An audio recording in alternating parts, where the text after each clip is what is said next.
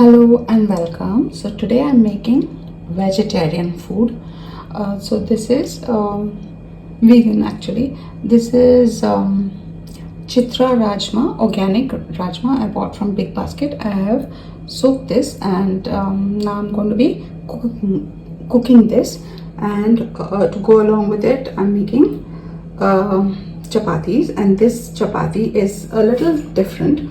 It's got organic whole wheat kapli flour, organic whole wheat kapli flour, organic jowar flour, and organic jackfruit flour.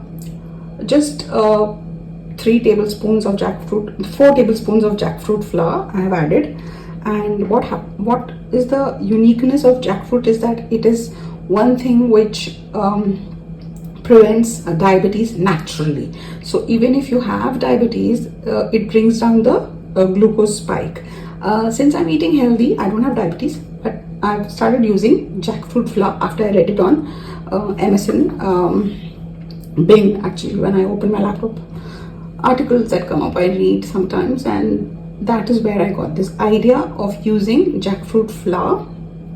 So yes, this is unique chapati dough. Okay, so I'm going to start making. Also, I'll be making some okra to go with the rajma. This is something my kids love very much, rajma, and also okra bhindi, that is. So vegan food today. So I've added the spices. This is the spice mix which I've made, that is fennel, cardamom, clove, cinnamon, then a bit of nutmeg and a bit of caraway seeds. So that's a spice mix. This is chili powder, turmeric powder, pepper powder, asafoetida powder, and a bit of fenugreek powder. Fenugreek because I'll be adding tomatoes and it will cut that acidity and it enhances the taste of tomatoes. So this is going in, that is, I'll again repeat it: asafoetida powder, fenugreek powder, pepper powder, turmeric powder, chili powder, and the spice mix which I've made, which is fennel. I also add a bit of star anise in this: fennel, star anise, cardamom, cinnamon,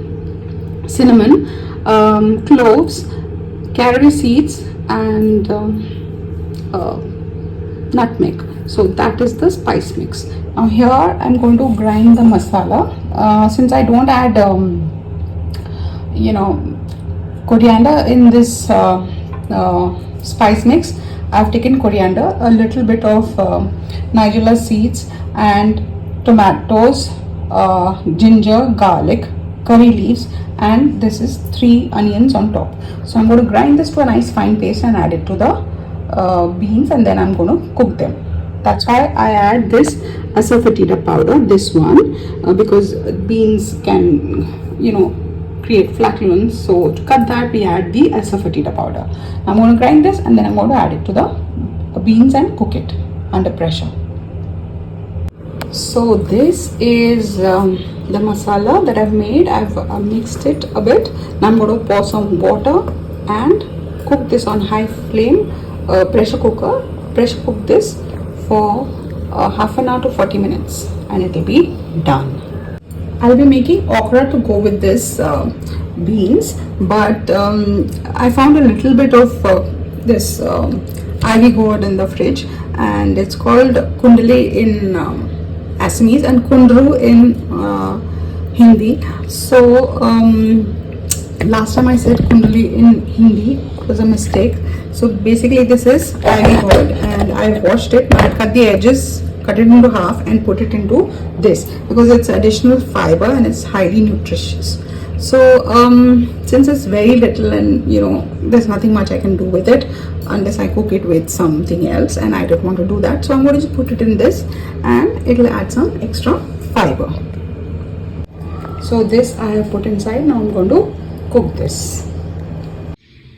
So these parathas taste really delicious, superb, because of the kapli wheat, which is really good. I bought from Prakritik this time, and They really are the most delicious. I mean, that's the most delicious quality of wheat, most tastiest quality of wheat for me. And so I've added a bit of jackfruit flour that doesn't have too much of a, I mean, you can make out of if you put it in this, a very faint, it melts into the background kind of. It does not got an overpowering, overbearing taste. So these are the parathas I've made, and this is since just this is chitra, this thing they rajma, meaning kidney beans.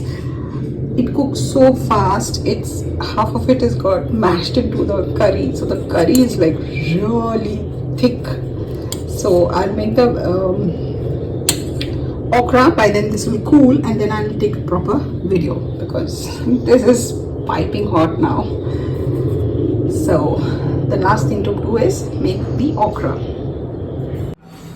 So I chopped and I washed and chopped it. Now I've sauteed cumin, mustard and nigella seeds in a bit of sesame seed oil. I put a little bit of the masala that I had made for the kidney beans in this, because if you add a little bit of garlic when you're making okra, we can absorb the nutrients of the okra better. It's a pairing. So instead of peeling more garlic and making all thing, I kept a little bit of the masala that I ground for the kidney beans for this okra. I'm going to quickly saute this and then make eggs. So I'm making the eggs to go along with all this on the grill itself, and I put a lid on it so it got poached. Yeah, so eggs is also one thing I'm making today, but like individually for everyone. So this is done. Now I'll be frying eggs in this pan itself. I'll be transferring this to this pan.